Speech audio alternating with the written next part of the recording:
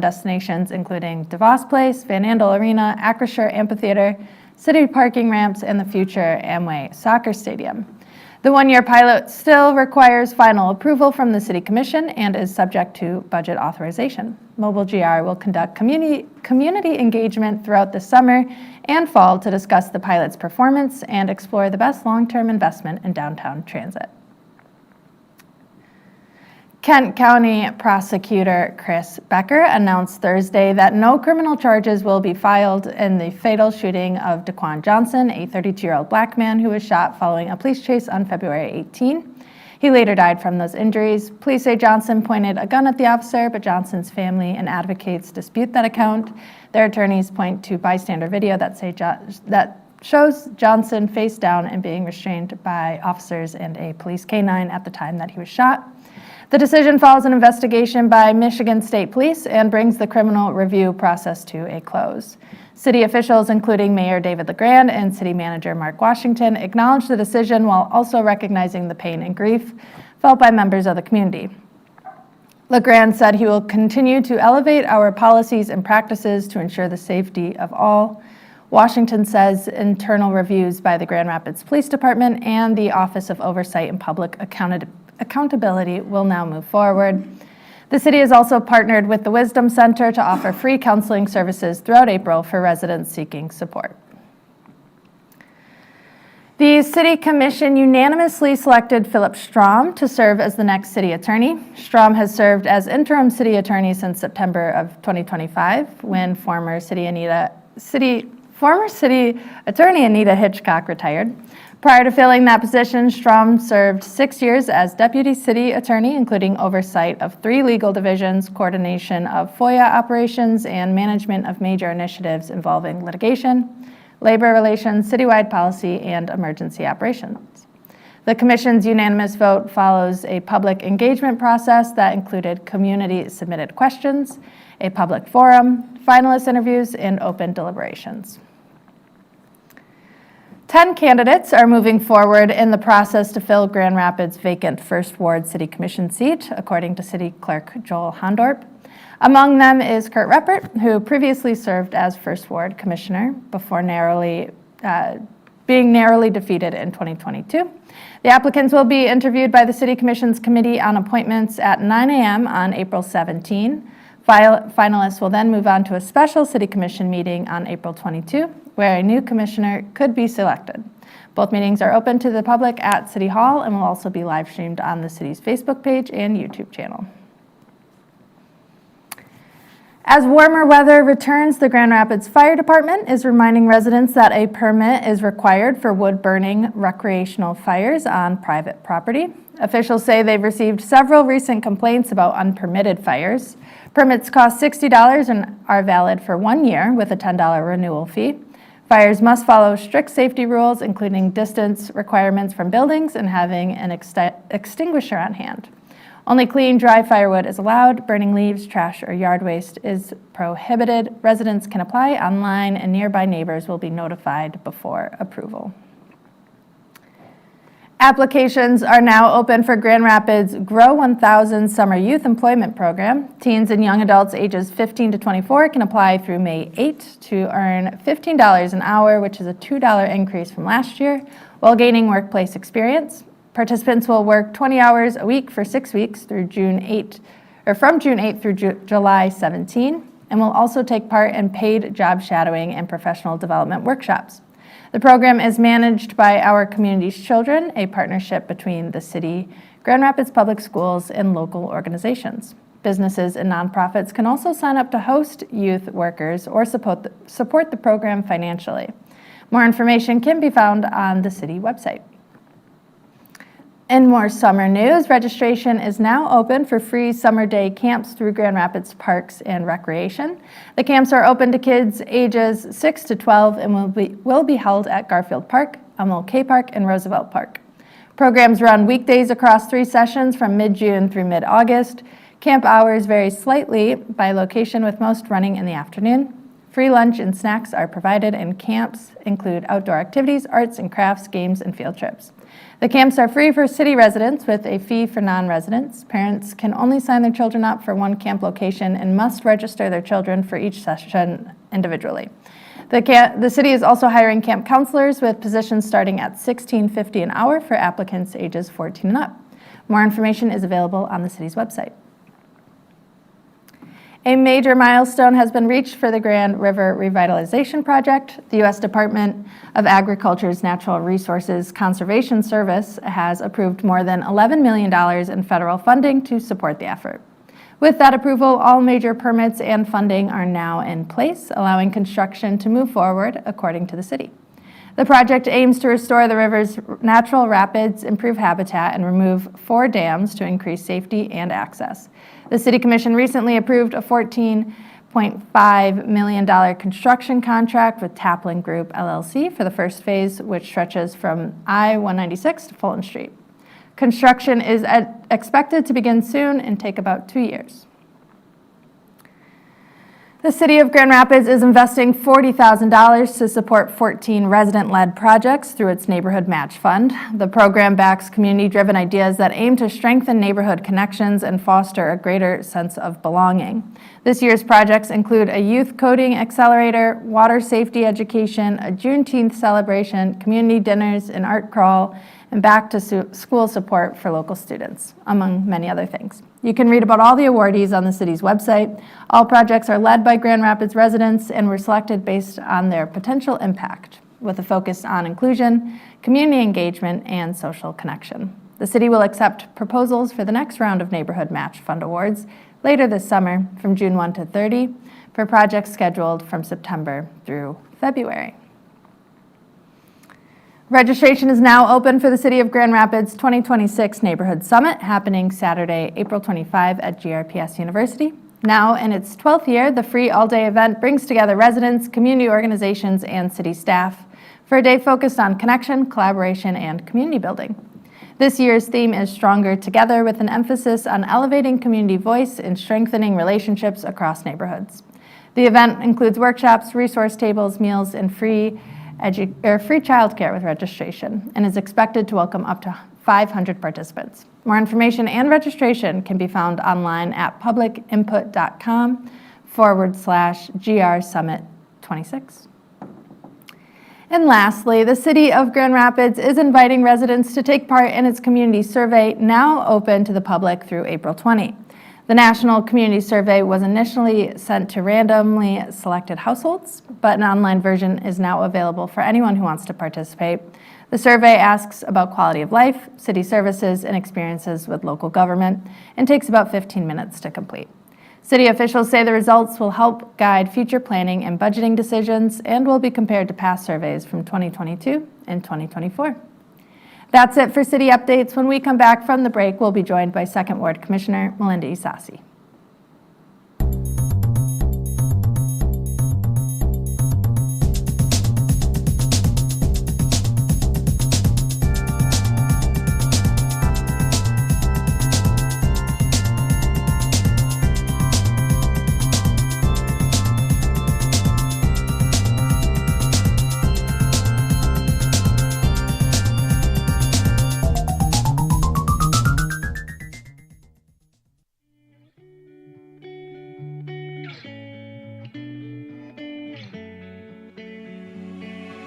For over 30 years after humble beginnings as a public access TV station, the Community Media Center has grown to be an active, multi-platform media and technology assistance organization, encouraging and enabling our community to push their creative boundaries.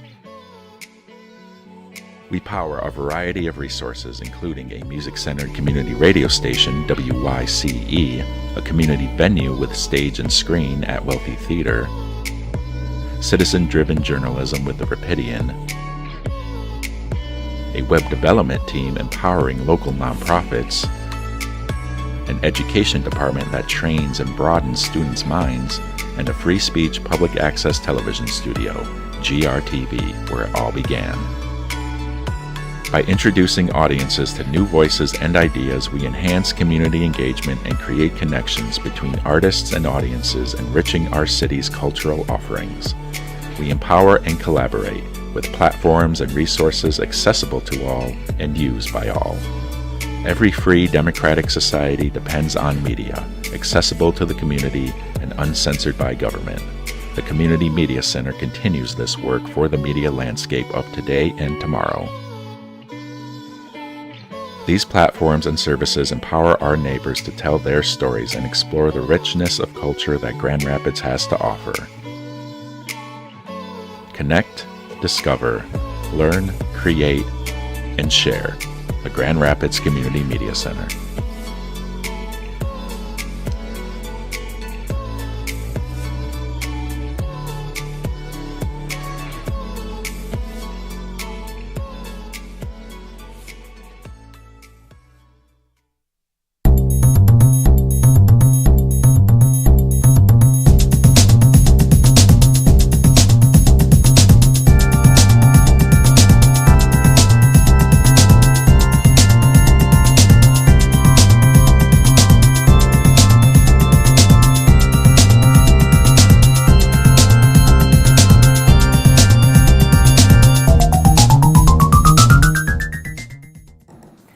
Welcome back to City Connection. I'm your host, Allison Donahue, joined here by Commissioner Milinda Ysasi. Welcome back to City Connection. Thank you. Thanks, Allison. Thanks for coming on. Yeah. How are things going in the second ward these days? Things in the second ward are good. This is my second term, so this is my 7th year on commission. And in so many ways, there are a lot of the same things that come up, but then there's tons of new things. Mm-hmm. I think the biggest challenge right now that residents and businesses and everyone is feeling is just changing strategies and structures and policies at the federal government. And even though I want to tell people to have full faith in our local municipal government, really proud of our state government, it just feels overwhelming at times. So I would say that's kind of the sentiment I hear a lot from my constituents and just friends and neighbors. Looking for support bigger than absolutely Grand Rapids level. Well, we went over a lot of news at the top. One big change that's going to be coming to City Commission soon is that you'll have a new face sitting up there on the dais with you. Can you tell us a little bit about that process so far? Yes, absolutely. I will do that. Let me help you. Sure. Make sure everybody can hear me. Thumbs up. All right, thanks. So we'll talk, the first word process. So interestingly enough, I think this is the second time I've gone through an appointments process on commission. So last year in the third, 2 years ago? 2 years ago in the third ward. So I wear a hat that says deja vu a lot. But so I am on the committee appointments. Commissioner Kilgore is the chair. And a few weeks ago, once we knew that Commissioner Robbins was going to be resigning, we had the opportunity. What the charter says is the position needs to be filled. It doesn't say by when. It is obviously, I would say, it is the decision is that of the City Commission, but oftentimes the committee is used to do that.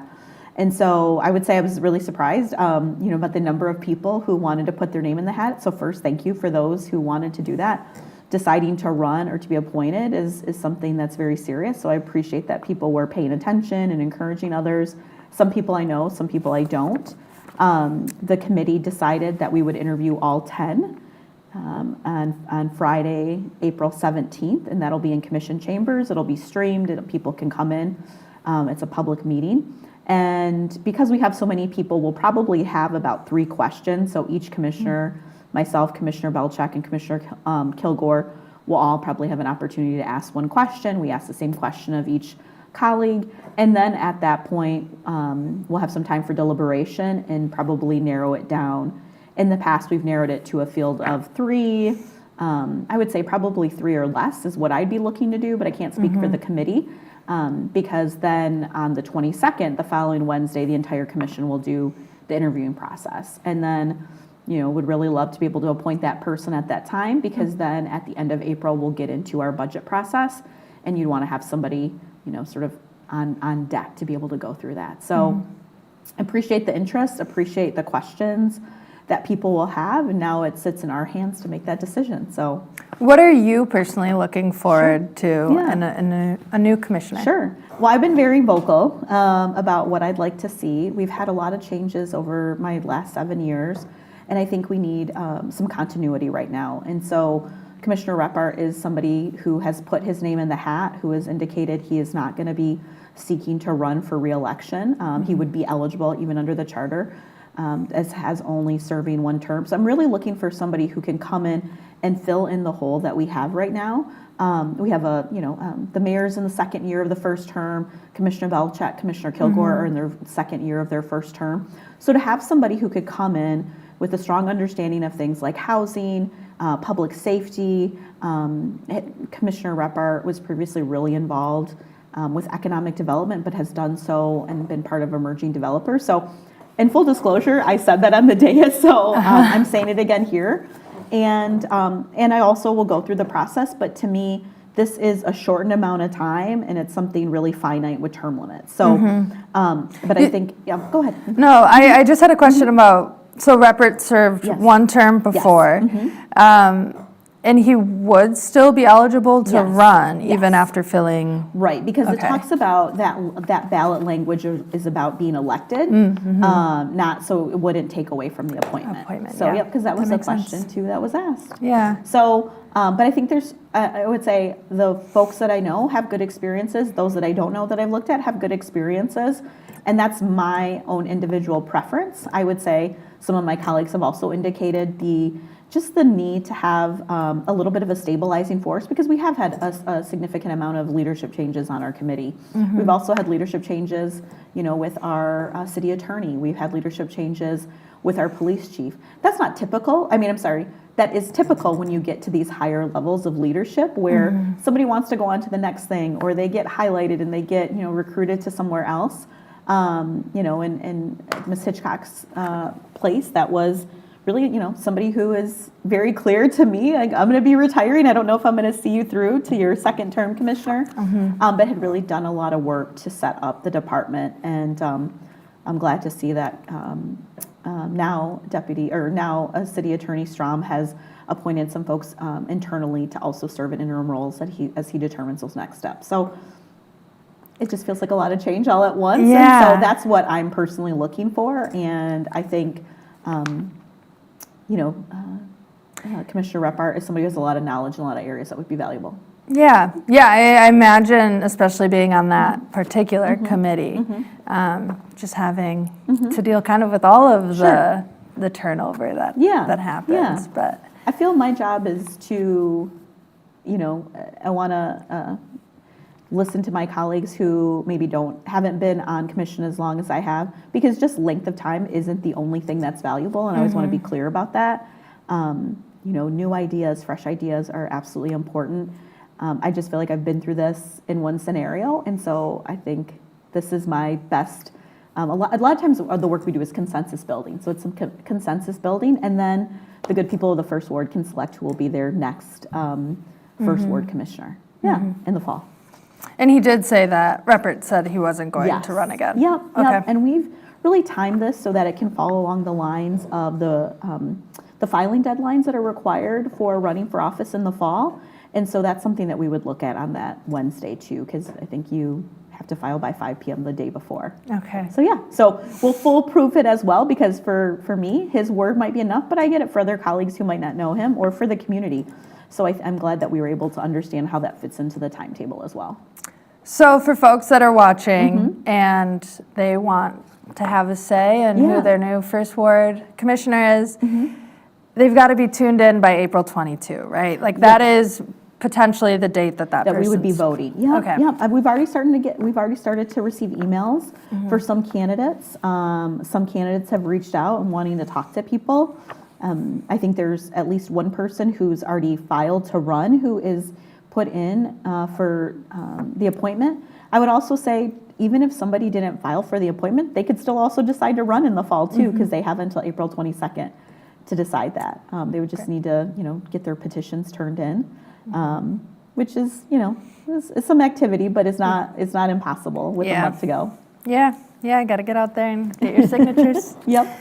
Another big thing that's on your plate these days, especially now that Kent County Commissioner or Kent County Prosecutor Chris Becker has said that the investigation is finalized at the state level, but now the city level is has agreed to do their own investigation. Yep, so this is really be at the county level, the Okay. county prosecutor, so a And reminder for everybody. Yeah, no, that's okay. A reminder, because there is a call for the Attorney General, Dana Nessel, to consider this and to decide to file charges. That was a call in the officer-involved shooting that resulted in the killing of Patrick Loyola back in 2022.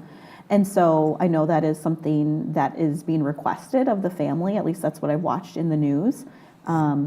And that won't be for, that will be for the Attorney General's office to decide. I know there's been calls for additional autopsies to be done. What I can say, the criminal investigation has ended in terms of that shooting death and if there would be charges filed. What now is in front of us and is really under the purview of the city manager is the employment realities of individuals, which may or may not be taken up, policy considerations, and so there'll be a review done by both the internal affairs of GRPD as well as our Office of Public Oversight and Accountability, led by Brandon Davis, and a number of other people in that team. So that's what that will happen as well, where policies followed, and so that was really the criminal aspects, where there are criminal charges that needed to be filed. It was decided not. I would say, certainly I heard from a number of people, constituents, friends, other people just here in the Grand Rapids community, really anxious to see what that answer would be. We live in a world where there is a lot of video, there is a lot of considerations. The apartment facility had probably, from what I could tell, the best view, or one of the better views, I should say. I don't know, I can't definitively say it was the best, but a better view than probably what we saw. And so, I think there was this desire of well, why can't you release that? Well, again, that wasn't GRPD's video, that was the apartment complex's video. And so at some point we made the determination to put out the video. I think in these scenarios, it wasn't, certainly calls from community, but I would also say calls from different commissioners and also calls just internally of what we have done in the past and recognizing these are expectations of community, and that, what I heard, loud and clear from a number of residents is just, I don't want to see a member of my community, shot. And, why is this happening, or how is this happening? I'm not going to speculate, because that would be beyond what is appropriate for me to do at this time, and really probably any time. But I would say I look forward to that full administrative review. We'll certainly share that out. People ask timeline. I can't really give a timeline, but I would say I imagine typically it would be shorter than a criminal investigation, because the burden of proof and some of those things that need to happen are going to be in a different bucket, because it's not a matter of law, but it's a matter of a review of our policy. Yeah. So I can say that. And certainly people, I had to leave commission the other day due to bad virus, and so I wasn't able to hear from all the folks who came out. And there was a number of folks who were at commission last week at our commission night out, who I know, were asking, again, release of video, release of name. In the past, I've shared, police officers, unlike myself in my course of my employment, they are unionized employees. They have a lot of protections in a unionized environment, as do other unionized civil servants. And so something that might seem the norm for myself or for you or anything else, there's even debates going on about what can be released. We're seeing this play out, in other institutions here in Grand Rapids, where there are employment considerations, employment changes. And so in that moment, I know it doesn't feel good from people, but my role is to give the perspective of the policy and the administration, and then the prosecutor has that legal decision. So this internal review is going to be to look at how the policies were followed. But I have sat in recent city commission meetings where you're talking about reviewing if those policies should change. Has that conversation grown legs at all? Yeah, so at the last commission meeting at the committee of a whole, interim, everybody's changed. Interim police chief Joe Trigg presented a review of the 12 officer-involved shootings that have occurred since 2022. It was a bit of, here's the slide, here's what happens, here's the disposition. I think what community was asking for is, again, it is hard to watch these things play out. It is hard to watch them in our backyard or happen in our community. Why is it happening? I feel it's happening here versus other parts of community. And so, I think that was a collective response, I would say, for all of commission to do that review. He did that, I will say, each time over, again, been on commission since this time. It's not that each one of those is always looked at. And again, I don't know how long ago it was, but we haven't always had MSP or Michigan State Police to be the independent review body, but they are, and they have been, at least during my time on commission. And so in a number of those scenarios, there was, a review, I would say, I can't remember each of the specific details, but would outline if, say there was a shots fired upon an officer initially, and that was the case in some of them. Some of them were cases where we knew there were other mental health considerations going on. But I think, for the city, and at least for myself, I would say, when we can do things and we can do them quickly and we can do them following our policy, we should do them. So I'm glad that we did that. And yes, I think the biggest question right now, there's been questions about our civilian appeals board. There's questions about the canine policy. There's questions about the pursuit policy. I would say probably the next one we'll see is the discussion around canine use. And actually back in 21 and 22, we were having a lot of conversations around, if anybody remembers this, equestrian use or horses use. This was sort of post the May 30th civil unrest that happened in the city of Grand Rapids, where there are a lot of historical contexts about use of animals, dogs and horses as it relates to, Black and brown communities and use of force. And so I look forward to that discussion. I am not a expert in use of force or excessive use of force, but my job is to listen to community, ask questions, listen to review, and then determine what our next step forward. So I would say yes, I would say that there is, probably unanimous support to do that. And I would say also on behalf of our city manager. Sorry, couldn't think of the name for a second. Mr. Washington. Yes, Mr. Washington. So can you explain that process to me briefly then? If the city commission wants to change a policy within one of the city departments, this case GRPD, how does that actually happen? Yeah, so typically what would happen is, many things are typically coming outside of either, say, our Public Safety Committee, which is a standing committee that I serve on and the mayor does, as well as Commissioner Kilgore. A policy change could also come from, say, a policy that was violated and say perhaps was identified. So probably the most known course of that was back in 2018. I was not yet on commission, but where Mr. Gilmore Ramos Gomez was detained, was arrested, and immigration officials were called. And so that resulted in the creation of the Foreign Nationals policy that we have that said, under the course of, reporting a crime, calling 911, arresting an individual, we are not going to engage in immigration enforcement, right? And that was even outside of, policy. I won't talk too much about that. It's well documented. There's a great documentary about it. So it could happen in, I would say, one of those two ways, is coming out of a committee and then going and having some direction to say, hey, there's enough support here. It's not just like Commissioner Ysasi or the mayor, but a majority of commissioners are saying we would like this to be reviewed, we'd like this to be understood, and or it could be coming out of, say, a violation of policy. And then that creates a new policy to hopefully be considered. And is that then the city manager that makes that final call on the policy? The city manager, if there was that request, so right now, again, with this canine policy, is take it under review, to ask questions about what has been the oversight, what has been uses, try to have an understanding of how many people had this interaction, what kind of injuries have been sustained, what does that look like? I know, so a lot of times I think in a legal perspective, you would kind of look at, like, is something like pervasive and is it severe? And so, I know that for me was one of the questions when you have somebody coming to commission and saying, I had this injury happen to me. I've been bit by a dog, my own dog. It's a very different dynamic, but just that in that alone, that is a very traumatic thing. And so then you say, okay, what else should I be asking during this time? And yes, the city manager would be leading that because, again, the city manager has responsibility and oversight of the police department. We have our responsibility and oversight over the city manager.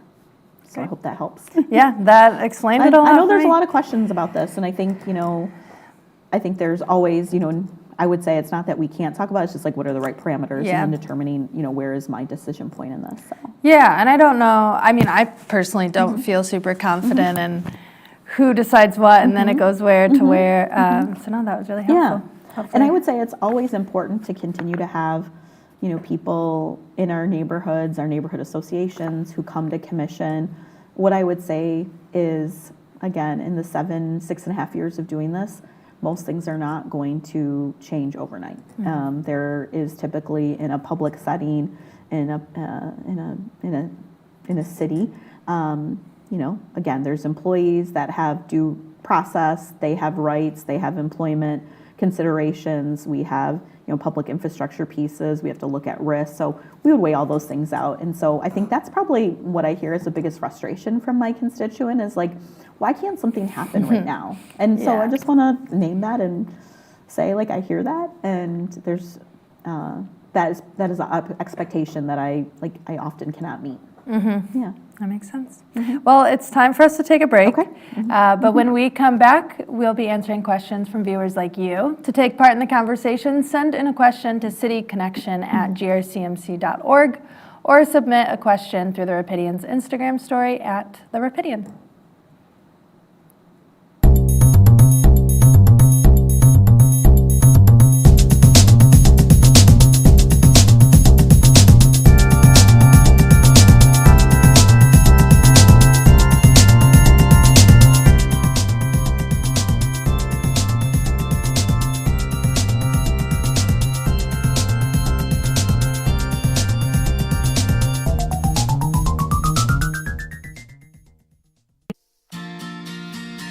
Why do local businesses spend their marketing dollars with Community Media Center? Because it's more than just passive advertising. It is an investment in the community that is eager to invest in you. The Community Media Center makes Grand Rapids vital. We collaborate with local businesses and support events in West Michigan. Inclusive. We amplify local voices that tell the diverse and ever-changing stories of our community. Creative. We encourage artists to showcase and expand their talents and to shape the look and sound of Grand Rapids. Marketing with the CMC will let our community know who you are and increase brand recognition for your business.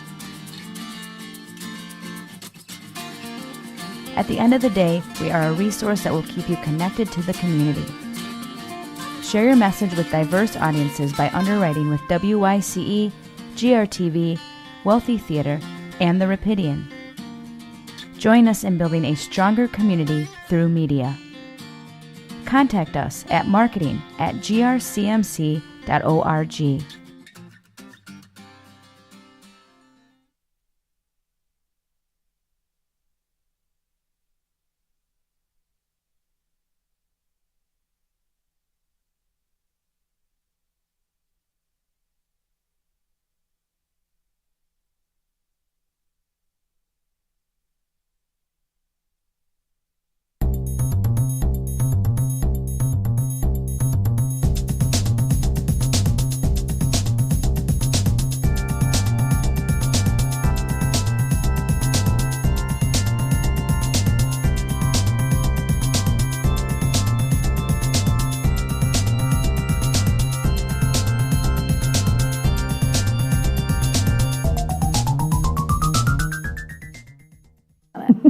Welcome back to City Connection. It's April 6, 2026, and we're joined by Commissioner Milinda Ysasi. During this part of the show, we'll be taking questions from viewers, starting with some questions from Reddit. Sure. This question asks, and I believe it has a few parts. Maybe not. Yes, it does. Oh, you said the flag safety cameras are still grandfathered in. Yes. Would you like to explain how that's possible after reading Admin 1503 with transparency? I don't know what that is. Where's, and then here's the other, well, I'll talk about it afterward. Where's the public hearing? Where's the protocols? Where's the city council vote for approval? Is there no accountability when the city doesn't follow its own policies? Sure, happy to answer this question.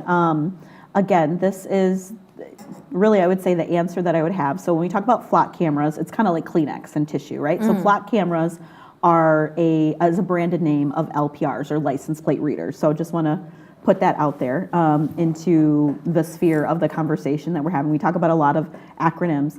This is that would be the surveillance policy that they're mentioning. And so I believe it was actually at one of the Mayor's Mondays conversations, because somebody said, we have this surveillance policy. Like, how do we use these and not report on it? It is because they are grandfathered. And so that's what I was trying to, and maybe it wasn't clear. And so sometimes I have to remember, I'm talking for myself, who has the context of, being part of commission and coming to meetings, and then being a part of commission for the last number of years. And so flock cameras or license plate readers began to be used in 2013. This was prior to the policy that was describing both the oversight, the surveillance use policy, and the GRPD policy around the use of these license plate readers. So that's why they were grandfathered in. I can't give the answer of why that was decided at the time when the policy was created. The surveillance policy was created in 2015, and then we updated in 2022.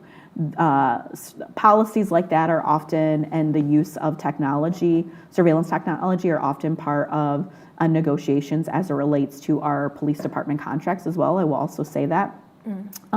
And so we are not violating it because it is grandfathered. And so I think that's really the answer. In the past, I have said, what would it look like to bring these flock cameras or these license plate readers into the fold of our surveillance policy? I think initially they were also used by our mobile GR team, and then they suspended the use of them after some time. And so, my thought is, technology has changed over the years, right? The phone that is in my pocket is different than the phone that I got in 1998, right? And so how could we recognize that and put some oversight? So that's something I would like to see. I think the reality is, in the world of public safety, there's a number of things that we want to see. We just talked about canine policy. We've talked about foot pursuit. We've talked about a number of other things. And so just to be perfectly honest, there's a lot of things to tackle in this space. And so, but it is something that I would like to. I would say, I've generally tried to do research on flock cameras. There's been some other good reporting from folks like Michigan Public Radio and others that are really trying to disseminate this. I think we're living in this age of AI and technology, and what are these things doing? I think in other communities they were used for facial recognition. That is not the case. So that's really to answer the question. So yes, they're grandfathered. So no, we're not violating the policy. Could we perhaps look at bringing them under the surveillance policy? I would be open to a conversation for that. Secondly, because of all the changes that we talked about earlier with the federal government, and there was a case that came to us through the OPA office, which said, you, GRPD, City of Grand Rapids, are misusing flock cameras, and we believe you are looking at individuals' immigration status.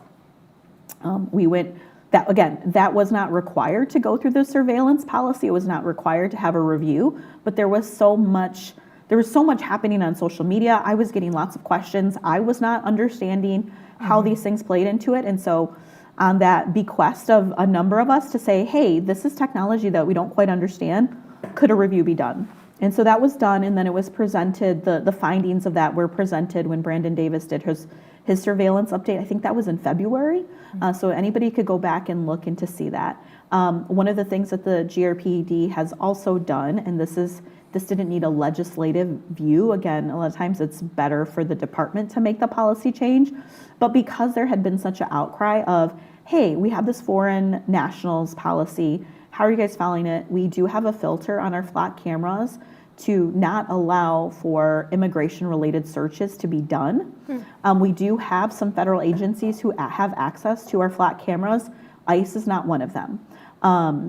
And I was going to say one other thing about that, and I can't remember what I wanted to say. But those are two things that I wanted to share that has been documented in some of our communications around flock cameras or license plate readers. So And I think, I have been seeing and feeling, and many of us have been sitting at home and seeing and feeling what's happening around the country related to immigration.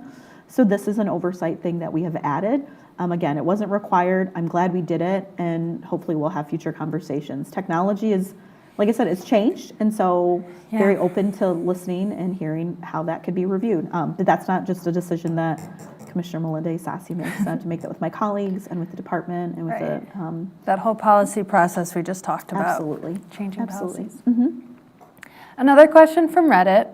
Is there an opportunity to use city tax dollars or funding to support the community associations that have lost federal funding? Sure. Oh, maybe like Easttown. Yes. Yep. So Easttown, and I brought this up at the commission meeting, committee of the whole last week, because we were talking through, I don't remember what we were talking through, but we were talking through the neighborhood investment plan and sort of what was the plan for future, but knowing that Easttown had been, it'll be at the end of June, so at the end of the fiscal year is when the funding will end. And that ended because? So those community development block grants, and that's the general term, but justice, JAG dollars, what they call them, it happens because there was a review of the median area income for different communities and where those dollars would go.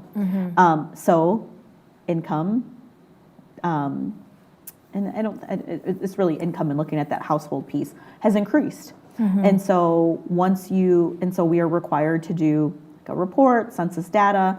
This is what this looks like. And so we no longer met the threshold in the Easttown area. I would say there's other neighborhoods, I'm not gonna call them out, that know that they're sort of in that same boat, and we could probably all sit here and guess where they might be, because Grand Rapids has changed. Some may call it gentrification. Some may call it just, I'm being pushed out of my neighborhood. And so those things that have been in place to help that revitalization are no longer there. We're gonna go into the budget season here at the end of April into May. We have gotten a request from Easttown. They, like many other neighborhood associations, do really valuable work. And I am happy to say in this neighborhood investment plan that we just reviewed with community development, there was a across the board increase to the neighborhood association. So we were able to do that with the dollars and just doing some prioritization. But I would say that will be a discussion for the budgetary process. And you mentioned the neighborhood match fund, and there were actually 2 neighborhood associations who actually did receive money. Fulton Heights Neighborhood Association, and then I believe the Creston Neighborhood Association. If I forgot anybody else, I'm sorry.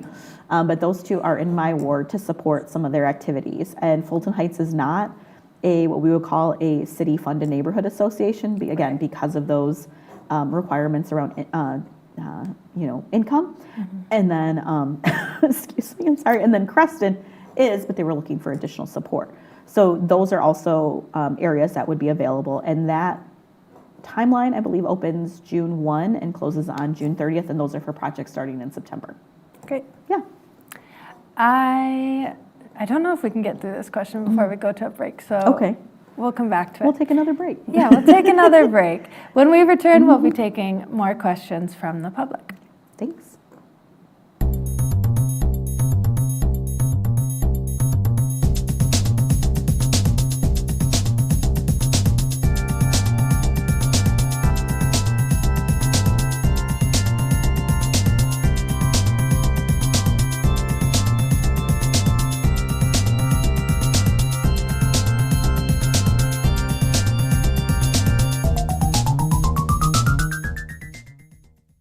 It's morning in Grand Rapids. Do you know what's going on in your city? Stay informed about what's happening in your community with The Rapidian, your source for hyperlocal news and information. The Rapidian is a community-focused news source powered by local residents like you. Our volunteer writers and reporters create content that hits close to home about topics like local government, business, schools, events, and people. The Rapidian goes beyond the headlines to provide in-depth coverage of issues that affect Grand Rapids directly, so you can stay in the know. We aim to uplift the community by sharing positive, inspiring stories of growth, progress, and neighborhood pride. The Rapidian is your neighborhood newspaper for the digital age. Follow us on our website and social media to stay connected to your community. This is The Rapidian.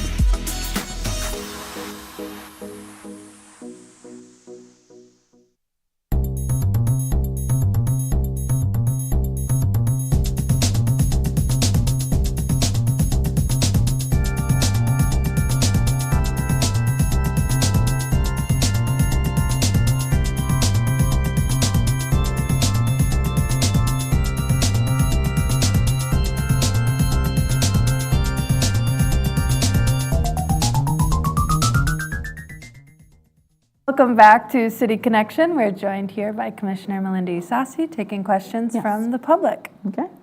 Another question came to us from Reddit.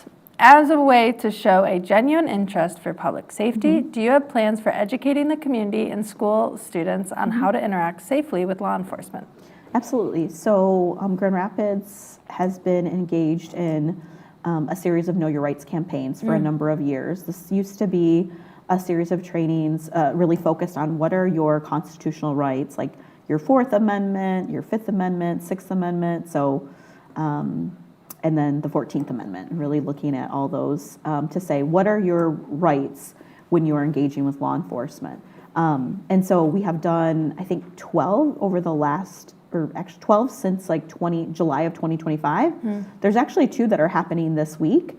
One is happening at the library, the downtown library, I think on the 8th, and another one is happening on the 10th. I think the one on the 8th has a specific focus as well as related to interactions with immigration and customs enforcement. And Friday, I believe, is being hosted by the Urban League. So that may be one they're hosting and then like inviting, but I think the one on the 8th is open to the public. So yes, that is something that we're doing. This used to be something that was led by other community groups as well. And so for us is like we have the content, but we're really relying on different organizations to say we want to host it here or we're going to host it here.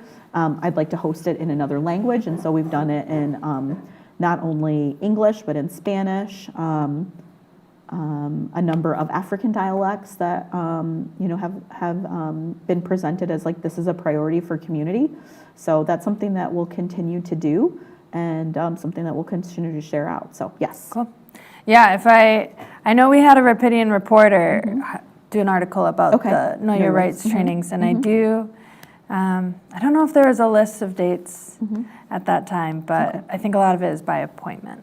Yes, there's some appointments. I do in preparation for the questions from Reddit, because my husband tracks Reddit for me. Great. Since this is what is going to be asked of you.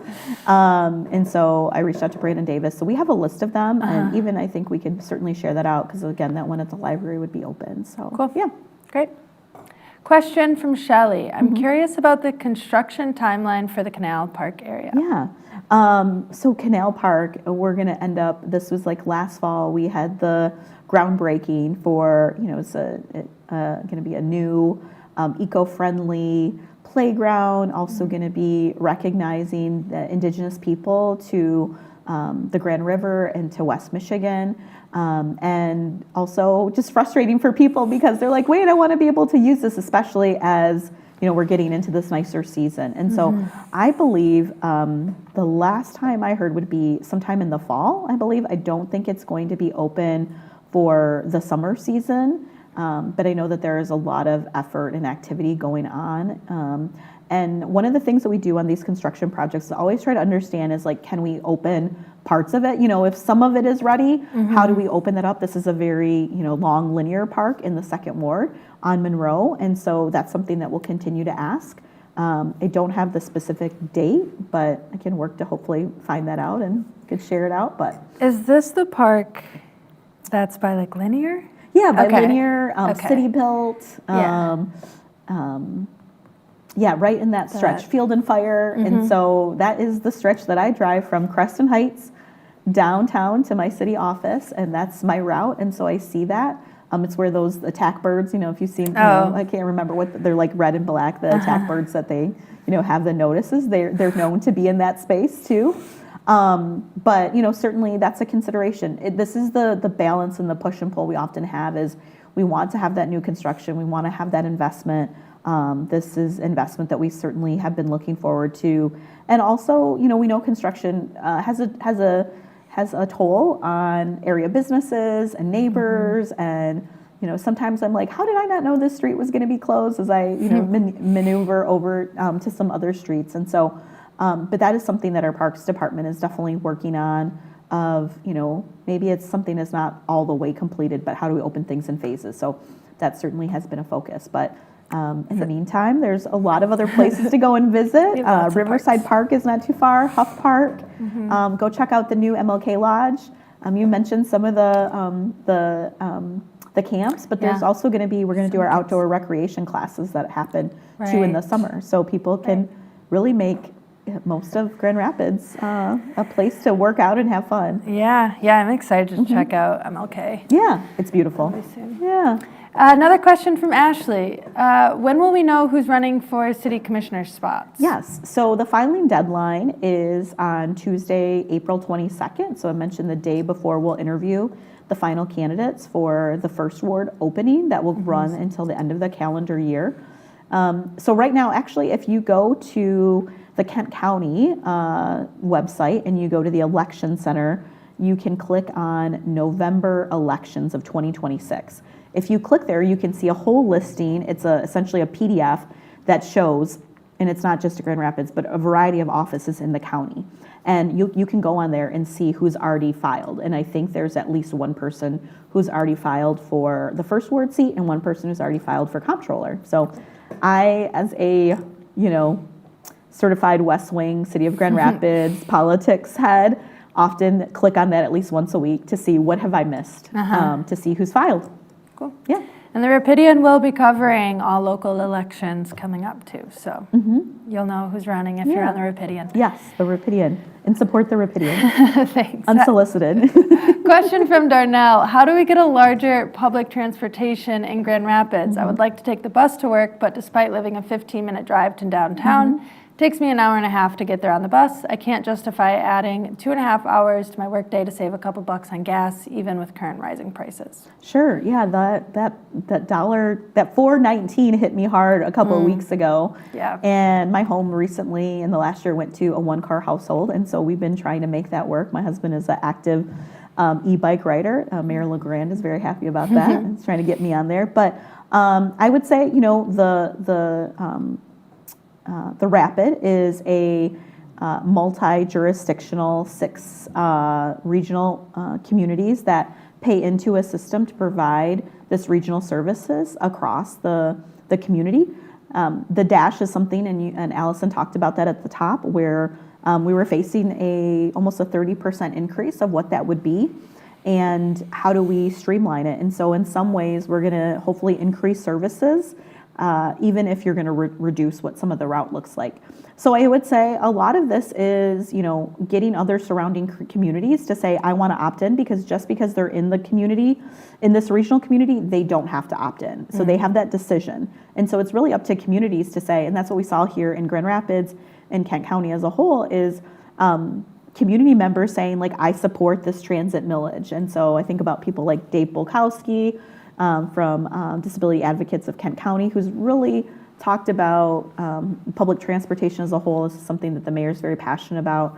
Some of the things that we've added have been things like micromobility, the scooters, and the bikes, and we've had ongoing conversations as we go through our mid-year review about safety features as it relates to that. That's been something really important to Commissioner Perdue. But then we also have the electric cars that residents can sign up. You have to go through a process, but then you can utilize an electric car for a certain number of hours. I can't remember what the total is, but it's pretty accessible, and it's in all parts of the city and in every 3 wards. And so that's something on my list that I'm like, you know what? If we have the city service, I need to understand how it's being used. Try it out. So try it out. Yeah, I signed up for it. I haven't tried it yet. But Okay. I was kind of thinking the same thing. Can we make that an assignment? We can talk to Ted about that. Yeah. Well, next show will be in one of the dark cars. One question from Tara. Are all 3 pools opening this summer? I got my kids the free pass last year, and I'm hoping to do this again this summer. Yes, they will be open. I think last year Briggs had some, or maybe it was Richmond, had some towards the end of the season. Dog there issues? It was like dog hair, but also so the pump was compromised, I think, and it was so late in the season, by the time they could get the pump, they were not able to do it. So yes. I'm thinking dog days aren't coming back. I don't think they're going to do dog days. I know I have some very upset constituents about the dog days. But yes, those will be available. We also have splash pads, and so those are free too. Those are free, and so to be able to look at those, so I took my niece and nephew, they live near Garfield Park, and so they got to go. I used to go swimming at Garfield Park. There was a pool back in the day, and now there's a splash pad. And so, a lot of options in our community, and unfortunately, we've been having some, very changing climate happening in our world, and I imagine that will continue this year. So yeah, sometimes Fulton Street is a pool. So Sometimes, yeah. every once in a while, you can find a new pool in Grand Rapids. I think you can answer this one quickly. Yeah. Does Ward 2 include Elger Heights? I read this before, Allison, and I regret to inform the listener that Elger Heights is not in the 2nd Ward, and Elger Heights is an amazing neighborhood in the 3rd Ward. But remember, there's a little cutout in the 1st and 3rd Ward. So there are some people who live in Elger Heights, like they're sort of on that cusp of Elger Heights and Garfield Park. I think of Union Street. I have a couple of actually family and friends who live on Union, and people always think they live in the 3rd Ward, but they're actually in the 1st Ward. But I grew up in Elger Heights, and I love Elger Heights. There's amazing businesses there, like, Ken's and Old Goat and Last Making Mile? Time and Less. SIP. SIP, you're right. Yep, SIP is in Elger Heights. So check out Elger Heights. Great. And we have one more question. Okay. From Linda. I just moved to GR and came from a neighborhood where we had a block party every year. Talking to my neighbors, it sounds like we don't have one, but lots of people were interested. We also figured out that none of us knew what that would even look like. Does the city have resources to help us know what permits we need or things we need to know to do this? This is a great, I think the name was Linda. Welcome. Linda. Welcome to Grand Rapids. Yes, so we do. Actually, the Parks Department can assist with that. And we have a new website if people haven't checked it out. It's easier to navigate, and there is actually a section where you can go in the Parks Department, how do you do a block party? And it's actually a step-by-step guide. I only know this because last year I had this question asked of me. So even Linda, if you wanted to reach out to my office, to my email, which is on City of Grand Rapids website, I'm happy to put you in touch with the right people. And then we have some neighborhoods that have had some long-standing block parties. And so I know they're always available to help neighbors who want to start that own tradition themselves. Yeah, I don't know what neighborhood you're in, but neighborhood association's probably a good place to they start. can help too, yeah. Hopefully you're in my neighborhood. We don't have a block party, and I would love one. So Lots of good things, yeah. Yeah, great. We have a few more minutes if Okay. you want to take the last 2 minutes to highlight something from the last month in the 2nd Ward. Oh my gosh. So I'm going to share something I shared a couple of months ago, but Auburn Hills, which is a neighborhood in the 2nd Ward, was recently, in this last year, placed on the National Register of Historic Places. This was really exciting because Auburn Hills is a neighborhood that was started by, I believe, 6 different Black families here in Grand Rapids. The city of Grand Rapids was selling this parcel. This is up by Creston Heights, so a little past, if you're gonna be heading down Fuller past Leonard, that's where the Auburn Hills neighborhood is to the east. And so I learned a lot about Auburn Hills from friends like Mary Alice Williams and just others who had been in the city for a long time. Ellen James, who's a resident there and a longtime 2nd Warder. And so the city was selling this piece of property. And then when they found out who was going to buy it at the time, they said, no, we're not going to sell to these Black families. And then they fought, and then they were able to purchase the property. I don't remember what the property price was, but really to be able to have that designation. And that history is only from 1950s, 1960s, so it wasn't that long ago. So I just want to highlight that as, we've always seen strong neighborhoods in our community, and I think, with these changing elements of community block grants and changing neighborhoods and incomes, that is something that is certainly on the minds of myself and my other colleagues. So looking for other ways that we can support, asking people in neighborhoods to continue to support what their neighborhood association is doing. And they're oftentimes on a shoestring budget doing things. I love my Creston Neighborhood Association. They do great things. We have a farmer's market now that's been happening for a couple of years, just so seeing how you can plug in. And maybe it's not going to be as programmed as something initially, but we've seen things like plan exchanges or seed exchanges or these buy nothing groups that just wanted to highlight Auburn Hills and just remind people about the importance of our neighborhoods and caring for one another, especially during these times. Great. Yeah, and there is a lot of great history with Auburn Hills. You just touched into it a little bit, but GR MiFi, which is a local film incubator, has been doing a lot of storytelling work with some of the original families from that. So check that out while you're at it.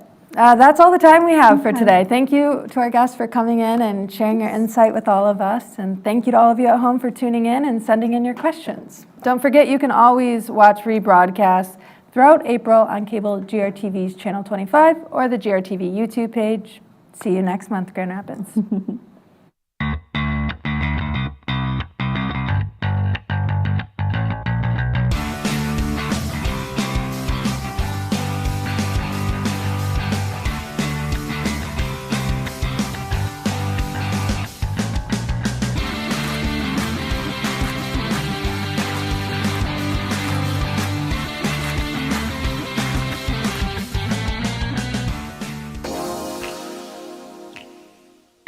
Grand Rapids Community Media Center is committed to creating a diverse and inclusive environment for all community members. It is a place where community voices are heard, valued, and lifted through media.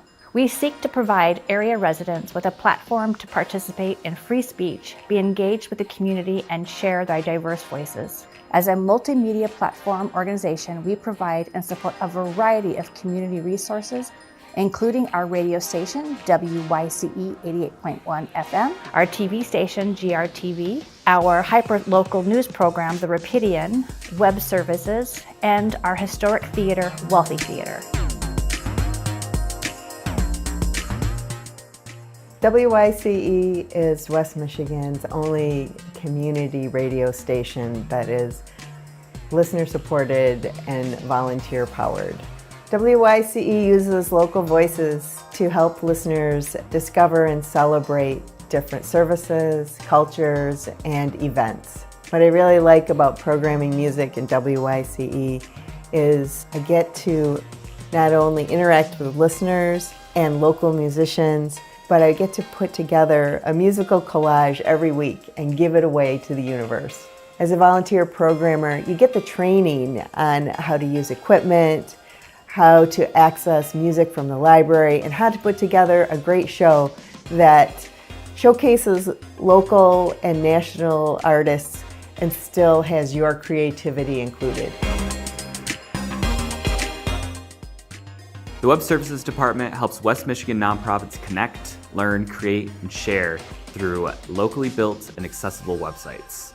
We help nonprofits strengthen their online presence by developing one-of-a-kind websites tailored to their specific needs.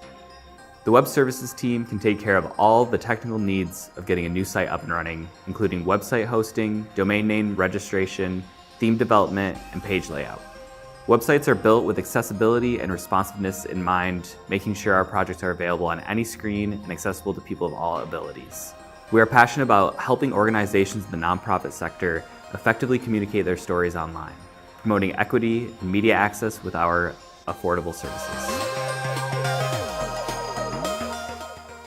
Wealthy Theater is a historic theater on the southeast side of Grand Rapids. It was built in 1911, and today it stands as a performing arts center, historic cinema, and community venue.